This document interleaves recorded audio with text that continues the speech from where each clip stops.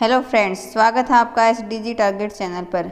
आज का हम chapter height and distance chapter करेंगे और ये चैप्टर है लिंक है ट्रिग्नोमेट्री से। अगर आप लोगों ने ट्रिग्नोमेट्री चैप्टर नहीं किया है, पहली बार पढ़ रहे हैं, हाइट एंड डिस्टेंस करने से पहले ट्रिग्नोमेट्री चैप्टर 1 है, उसको कर लेना अच्छे से। और उसका मैं डिस्क्रिप्शन में लिंक डाल दूँगी, वहाँ से आप इसको कर लेना। उसके बाद ही ये जो चैप्टर है हाइट एंड डिस्टेंस, ये समझ में आएगा। आज हम हाइट एंड डिस्टेंस चैप्टर है वो स्टार्ट कर रहे हैं। हाइट एंड डिस्टेंस से रिलेटेड क्या है, दो टर्म हैं वो पता होनी चाहिए। एक एंगल ऑफ एलिवेशन, हिंदी में इसको उन्नयन कोण बोलते हैं, और एंगल ऑफ डिप्रेशन, इसको हिंदी में बोलते हैं अवनमन कोण। अवनमन कोण होता है एंगल ऑफ डिप्रेशन और एंगल ऑफ एलिवेशन होता है उन्नयन कोण।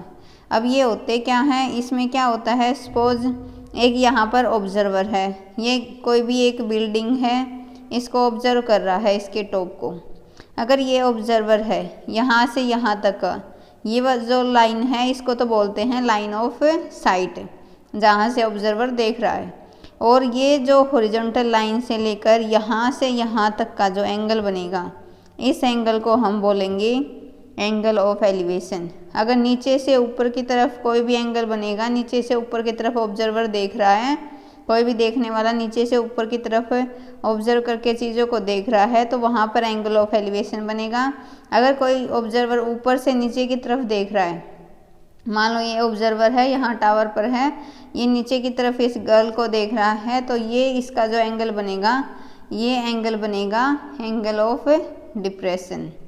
और ये एंगल ऑफ ये जो डिप्रेशन है, मान लो सपोज करो ये एंगल थीटा है, और ये दोनों लाइन है आपस में पैरेलल हो जाएंगी। ये लाइन पैरेलल होने के बाद, यहाँ से ये लाइन पैरेलल होने के बाद, ये जो एंगल है और ये दोनों एंगल हैं वो इक्वल हो जाएंगे। तो जो एंगल ऑफ डिप्रेशन है, अगर हम ऐसे ट्राइंगल फॉर्म करेंगे तो जो एंगल ऑफ डिप्रेशन है ये वाला इसके इक्वल आ जाएगा। और ये क्यों हुआ है, क्योंकि अगर दो लाइन पैरेलल हैं, एक थर्ड लाइन इसको कट कर रही है, तो जो यहाँ से ये दोनों एंगल हैं वो इक्वल होते हैं। कौन सी प्रॉपर्टी होती है, अल्टरनेट इंटीरियर एंगल वाली, alternate interior angle. Alternate interior angle की वजह से जो एंगल ऑफ डिप्रेशन है, ये जो ऊपर बनेगा, वो ट्राइंगल के अंदर ये जो नीचे वाला एंगल है ये काउंट हो जाएगा। आई होप आप लोगों को दोनों में डिफरेंस है वो पता चल गया होगा। Angle of elevation, angle of depression में एंगल ऑफ एलिवेशन होता है नीचे से ऊपर की तरफ कोई ऑब्जर्वर देख रहा है, उसकी आई से, आई जो हॉरिजॉन्टल लाइन से और जो ऑब्जर्वर देख रहा है उससे कितना एंगल फॉर्म होता है, वो एंगल ऑफ एलिवेशन है। और अगर ऑब्जर्वर की साइड से, ये ऑब्जर्वर की साइड वाली लाइन हो गई, इससे वो नीचे की तरफ जो जितना एंगल बना रहा है वो एंगल ऑफ डिप्रेशन होगा। चलिए अब आगे बढ़ते हैं।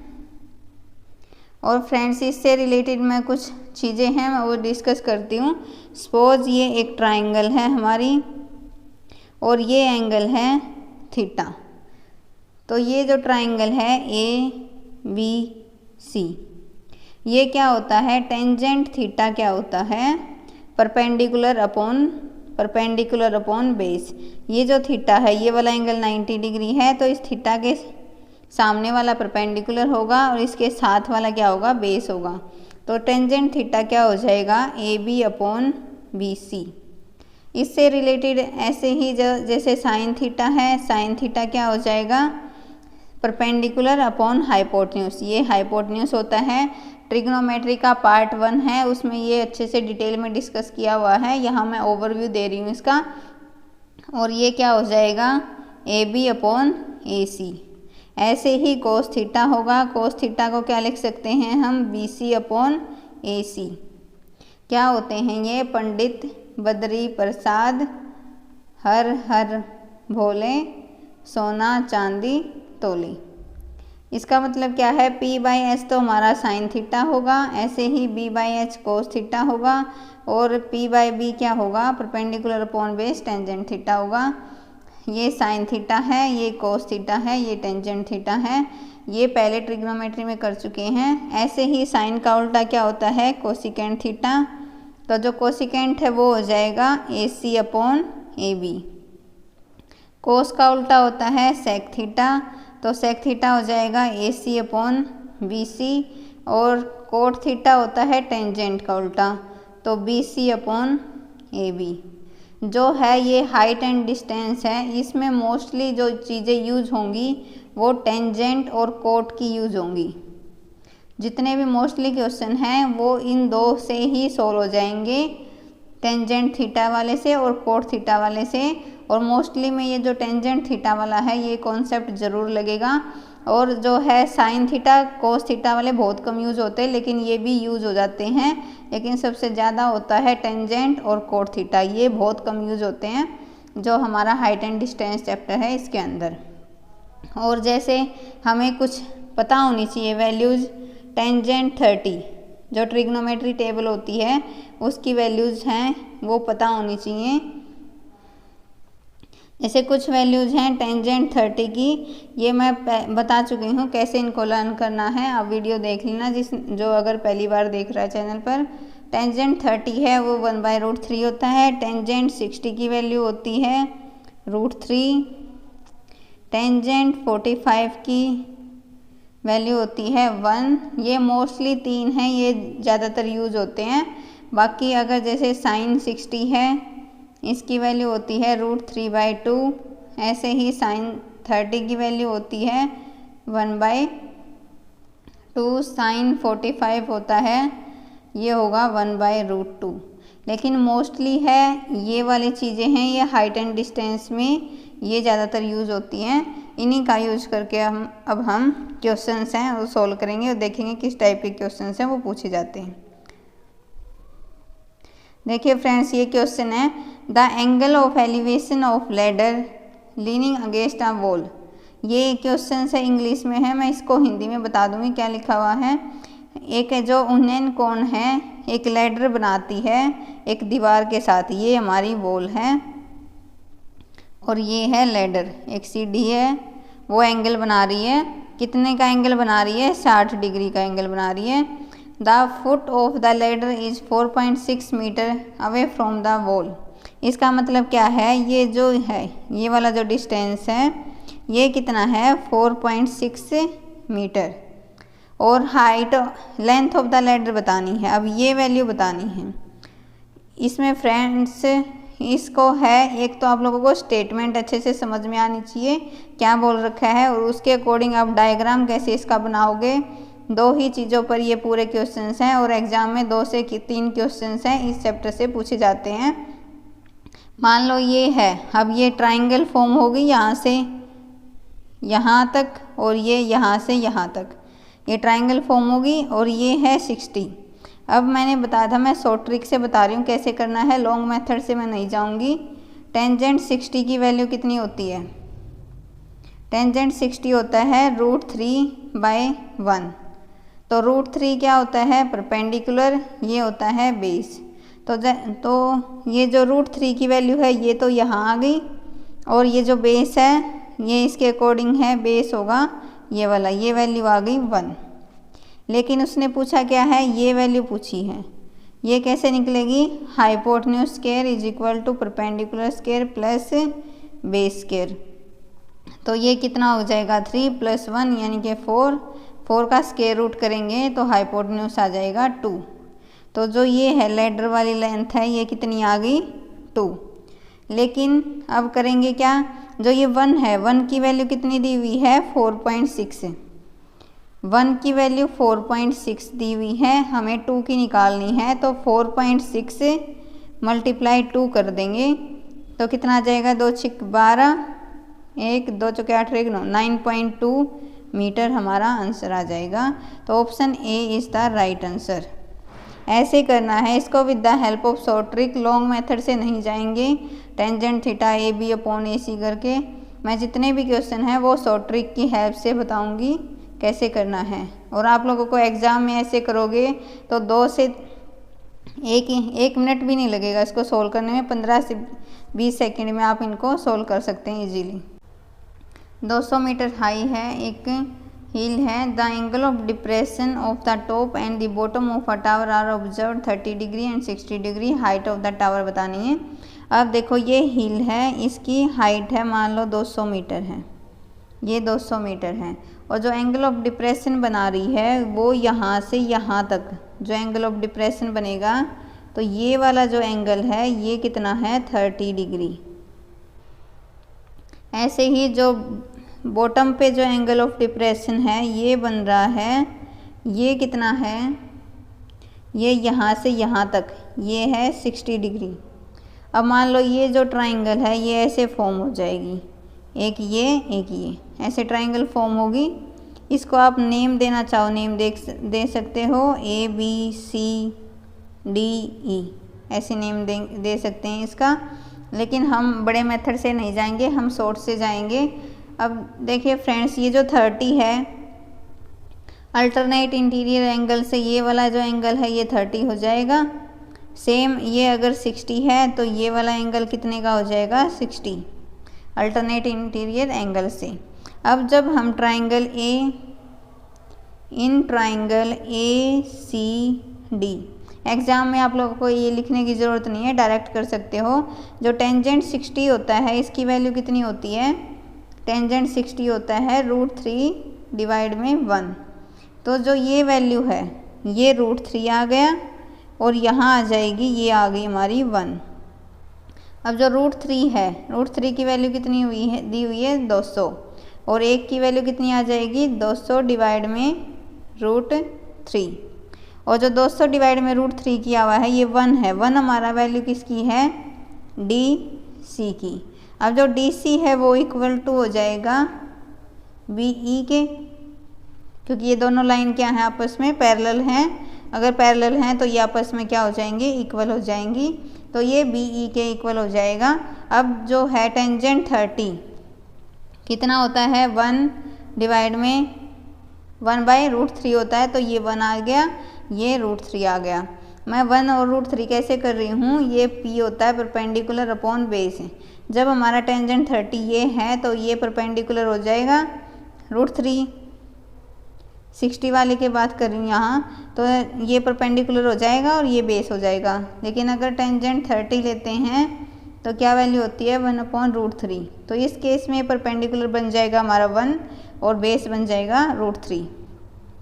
अब जब हम इसको कंपेयर करेंगे तो √3 की वैल्यू कितनी आ गई हमारी, √3 की वैल्यू आ गई 200 डिवाइड में √3। तो यहाँ से 1 की वैल्यू कितनी आ जाएगी, 200 डिवाइड में √3 इंटू √3 कितना हो गया 3। इसका मतलब है ये जो है 1 की वैल्यू आ गई 200 डिवाइड में 3।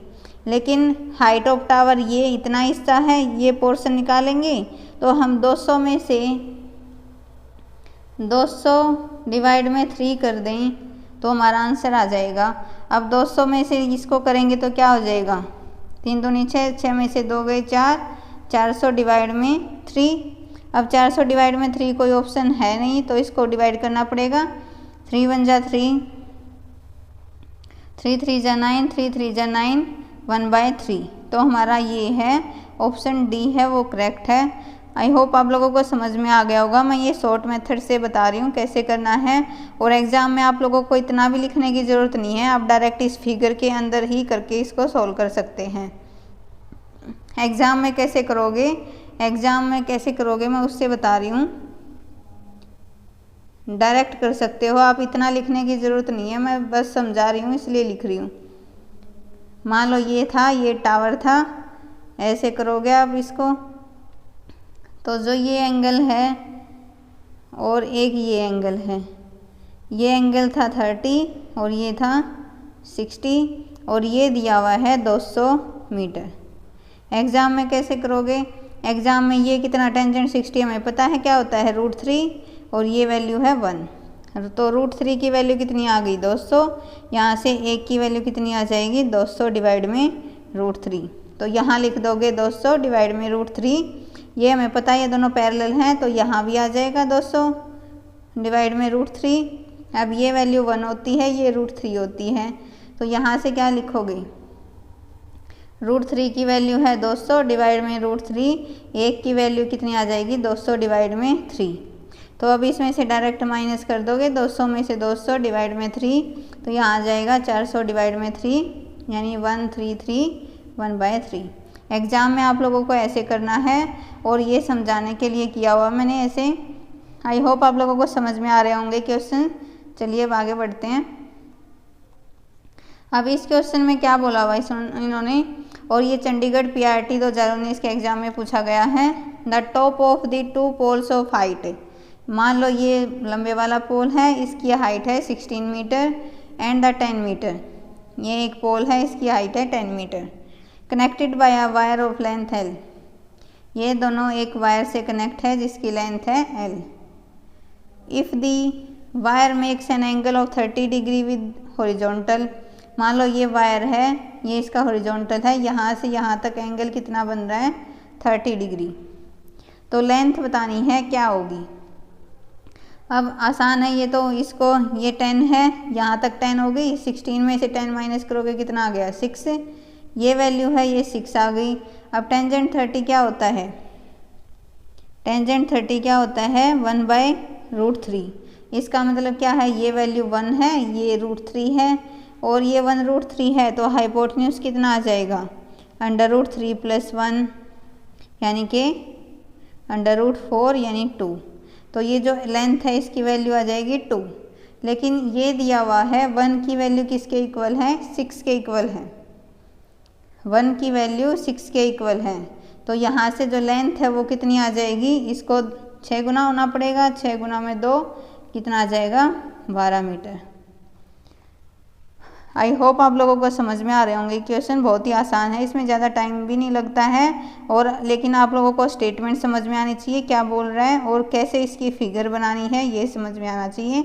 अगर दोनों तरीके आपके ठीक होंगे तो क्वेश्चन है वो इजीली सोल्व हो जाएगा। चलिए अब आगे बढ़ते हैं।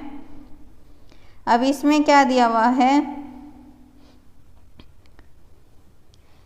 1.5 metre tall girl stand at a distance of 3 metre from a lamp post, ये मान लो एक लैम्प पोस्ट है, लैम्प पोस्ट से ये जो गर्ल है इसकी हाइट दी हुई है इन्होंने 1.5 मीटर, ये 1.5 मीटर है, और ये एक शैडो कास्ट करती है जो 4.5 मीटर है। अब ये लैम्प पोस्ट इस तरफ रोशनी डालेगा तो इसकी शैडो ऐसे बनेगी, और शैडो कितनी है 4.5 मीटर। और उसके बाद क्या बोल रहा है ग्राउंड से, तो height of the lamp post हमें बतानी है, और ये जो डिस्टेंस है यहाँ से यहाँ तक, ये डिस्टेंस कितना है 3 मीटर। अब क्या हो जाएगा, अब तो ये ट्रायंगल फॉर्म हो जाएगी ऐसे करके इसकी, और ये ट्रायंगल फॉर्म हो जाएगी, और ये एंगल हो जाएगा हमारा, मैंने सपोज किया ये थीटा है। तो अगर मैं इसका नेम देना चाहूँ ABCDE, आप लोगों को नेम देने की ज़रूरत नहीं है, आप डायरेक्ट कर सकते हो एग्ज़ाम में। अगर मैं ट्रायंगल लेती हूँ इन ट्रायंगल DCE, इसमें लेते हैं जो टेंजेंट थीटा है उसकी वैल्यू कितनी आ जाएगी, परपेंडिकुलर कितना है 1.5 डिवाइड में जो है ये बेस कितना है 4.5, कैंसिल करोगे तो कितना आ जाएगा 1/3। अब ये 1/3 थीटा ये नहीं देखना कितने पर है। अब देखो ये जो है in triangle ABE, in triangle ABE, इस ट्रायंगल में क्या करेंगे हम टेंजेंट थीटा कितना हो जाएगा AB, ये हाइट ऑफ लैम्प पोस्ट मान लेते हैं, और अपॉन में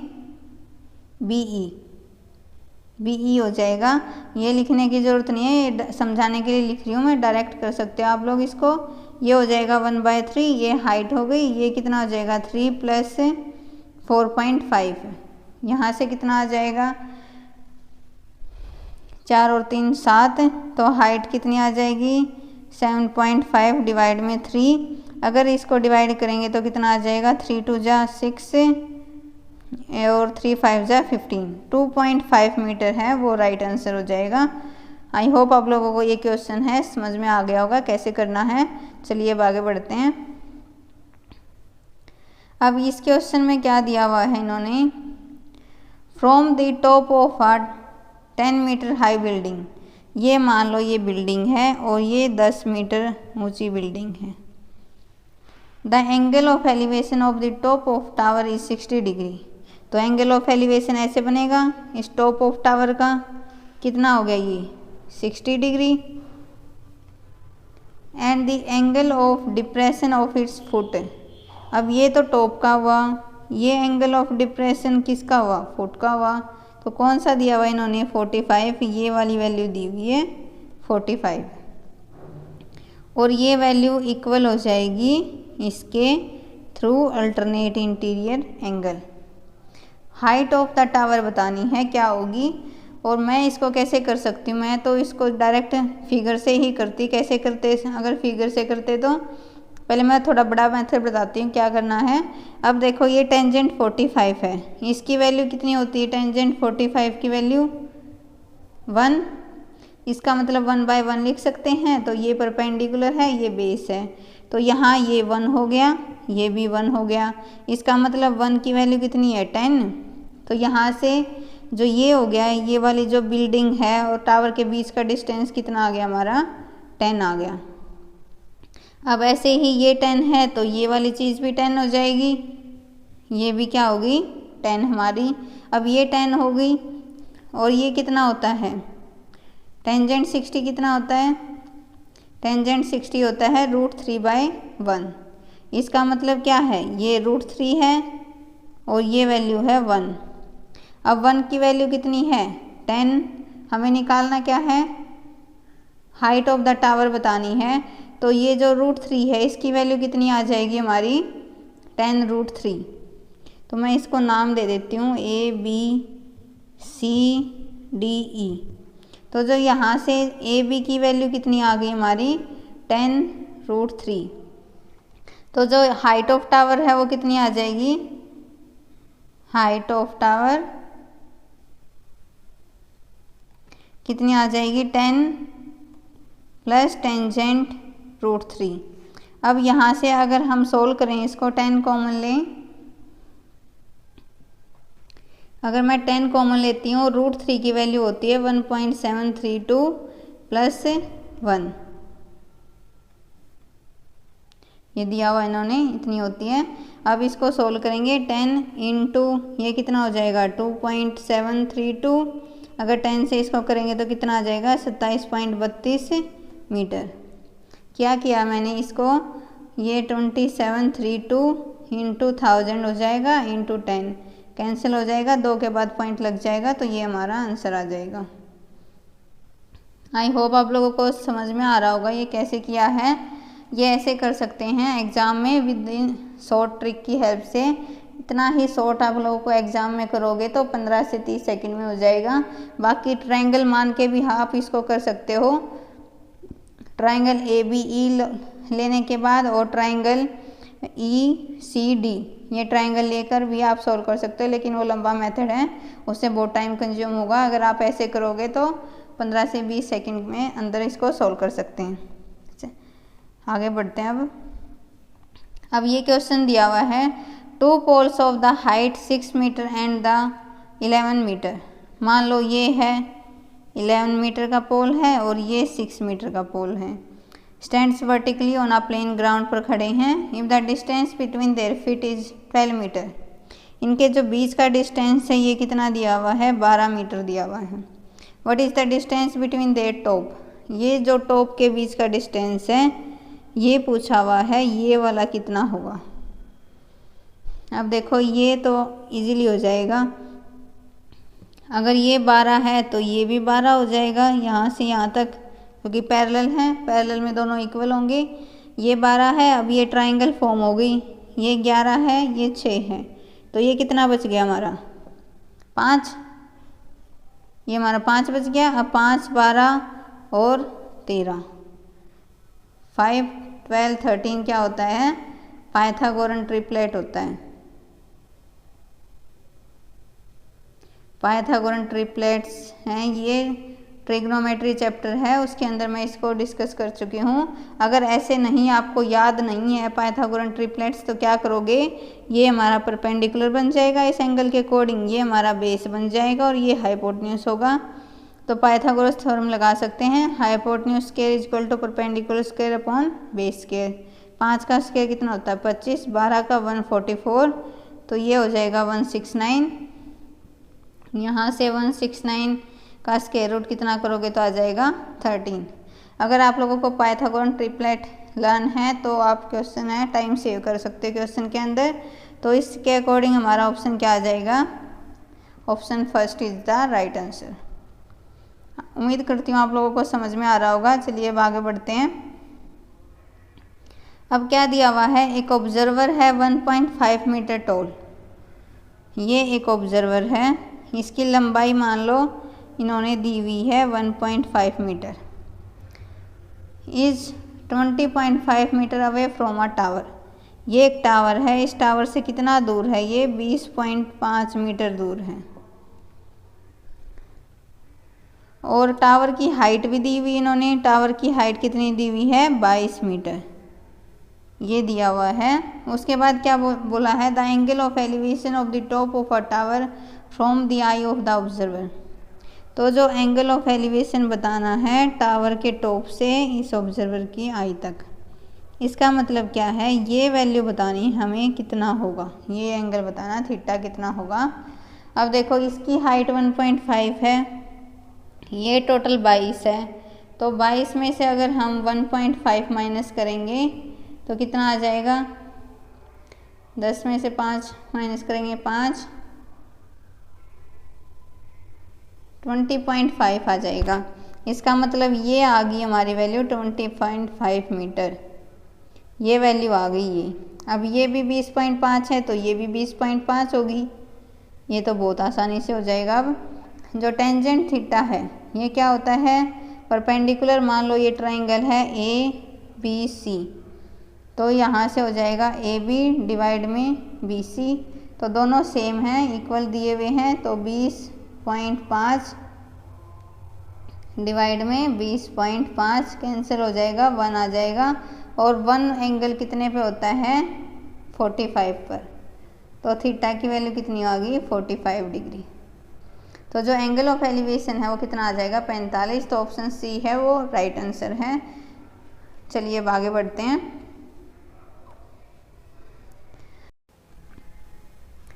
the angle of elevation of the top of a tower from the two distance at x and y from the foot of the tower are complementary।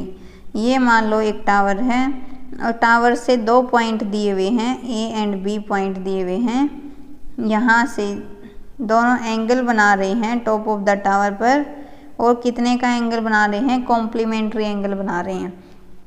Complementary angle क्या होते हैं, सम of 2 angles क्या होता है 90 degree होता है अगर complementary है तो। सपोज करो एक एंगल अगर थीटा माना है तो दूसरा एंगल होगा हमारा 90 माइनस थीटा। अगर ये एंगल आप लोगों का थीटा है तो यहाँ से ये जो एंगल हो जाएगा ये हो जाएगा 90 माइनस थीटा, ये हो जाएगा। अब इस ट्राइंगल मान लेते हैं ABC और D, ये पॉइंट थे। अब ये ट्राइंगल लेते हैं, हम कंसीडर करते हैं इन ट्राइंगल ABC। अगर मैं ABC ट्राइंगल लेती हूँ, ये हाइट ऑफ टावर को मैंने h मान लिया, और ये यहाँ से यहाँ तक का डिस्टेंस x दिया हुआ इन्होंने, x एंड y डिस्टेंस है, और ये जो BD है, ये जो डिस्टेंस है ये कितना है y है।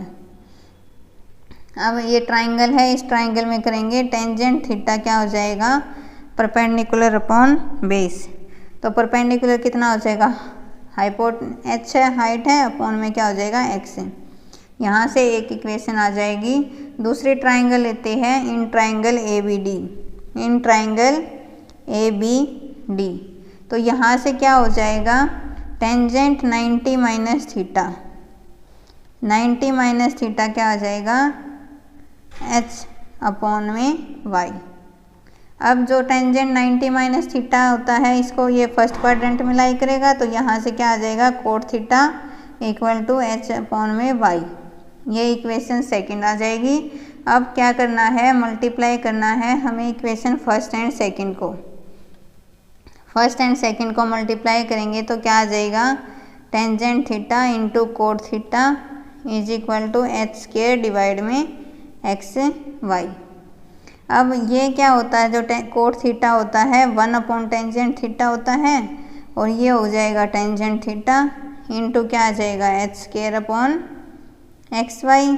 यहाँ से दोनों कैंसिल हो जाएंगे, एच स्क्वायर की वैल्यू आ गई एक्स वाई, यहाँ से एच आ जाएगा square root of x y. ये हमारा आंसर आ जाएगा। तो इसके अकॉर्डिंग ऑप्शन क्या है, ऑप्शन ए है वो करेक्ट है। उम्मीद करती हूँ आप लोगों को समझ में आ गया होगा। इसमें कोई कुछ नहीं था, बस कॉम्प्लीमेंट्री एंगल है उसका कॉन्सेप्ट था। चलिए अब आगे बढ़ते हैं। अब इसमें क्या दिया हुआ है, the angle of depression from the top of a light house. ये एक लाइट हाउस है, इसके टॉप से एंगल ऑफ डिप्रेशन है, कहाँ पर दो बोट हैं जो वेस्ट से आ रही हैं उसका, और उसका एंगल दिया हुआ है।